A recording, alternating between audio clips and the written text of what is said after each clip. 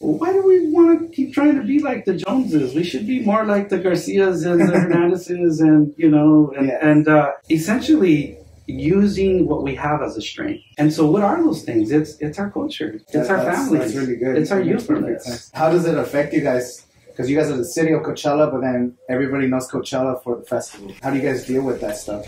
Well, I think we're dealing with it just fine. I mean, for us, it's we're an international brand. It's up to us as a city to capitalize on that name. Mm-hmm. I mean, we've been around since 1946 as a city proper, Coachella. Yeah, the name.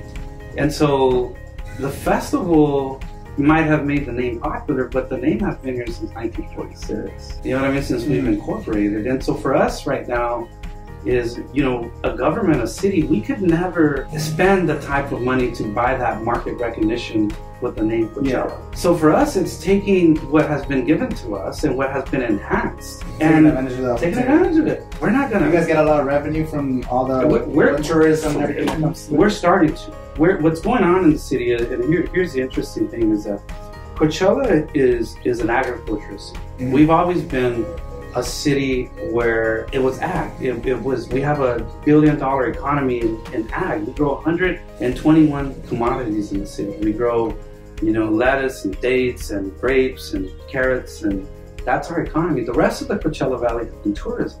And that's a $5.5 billion tourism economy. Directly, one might say, well, there's no hotels. Well, there's one coming, and we're not starting off with a Motel 6. We're starting off with an Intercontinental Indio. The one on 48?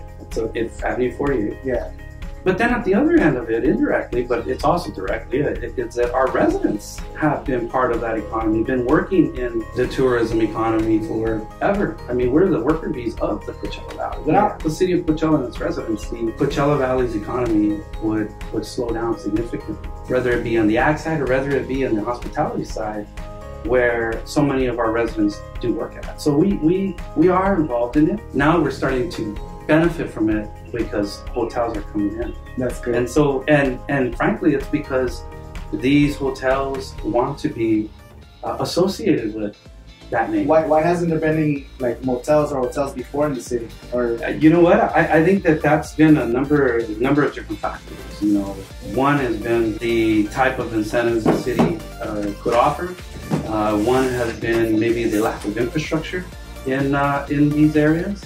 One has been perhaps the perceptions that you were talking about. Want to stay, if you have the choice to stay in La Quinta versus stay in Coachella, you're right. Yeah, and so there could be a number of different factors associated, like why not, right? But for me, it's more like, okay, we're here, we're in the sea. How do we change that attitude or that mentality, and then how do we just start looking at a different mentality that's positive, that's workable? And so for us, we really have been focused in on trying to embrace who we are, hug our culture, hug our people, hug our food. Yeah. Embrace the music, embrace the dance, embrace the love of what Latinos, like who we are. Yeah, right? The Latino culture, because it's an amazing culture. And if you look outside of the valley, like LA, they really embrace that side of the culture. In certain areas. In certain areas, right? But if you look at the Inland Empire, there isn't a community that's doing that, and I think we are that community. Es una comunidad latina para latinos